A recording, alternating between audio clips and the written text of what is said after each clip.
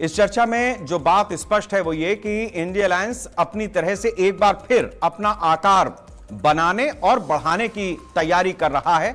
उसकी एक बैठक आज हुई है, आने वाले दिनों में और बैठकें होती रहेंगी, लेकिन अपने अपने चश्मे से जो राजनीति को देखने और समझने और अपने हिस्से की राजनीति को अपने शिखर तक पहुंचाने की लड़ाई होती है, वो भी इस इंडिया अलायंस में बनने के साथ ही नजर आने लगी है। दूसरी बड़ी चीज यह है कि एक उदाहरण के साथ में आज इस चर्चा में अपने अपने राजनीतिक परसेप्शन भी दिखाई देते हैं। बीजेपी जिस तरीके से एक बिल लेकर के आई पश्चिम बंगाल के चलते चुनाव के बीच में, परिसीमन का और बाकी चीजों का, उस पर कांग्रेस का नैरेटिव अपनी जगह पर है। उसका यह सोचना है कि हम सब ने मिलकर के बीजेपी को नीचा दिखा दिया महिला आरक्षण वाले मामले पर।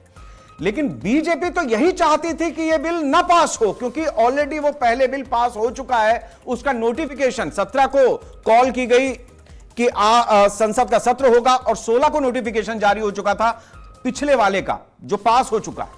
तो इस जगह पर अगर राजनीति की इतनी महीन लाइनें खींची जाती हैं और बिटवीन द लाइंस पढ़ने के अपने अपने चश्मे हैं, तो शायद यह देखना और समझना बहुत दिलचस्प होगा कि किसने किस तरीके से, किस जगह से राजनीति के हाथी को देखा है।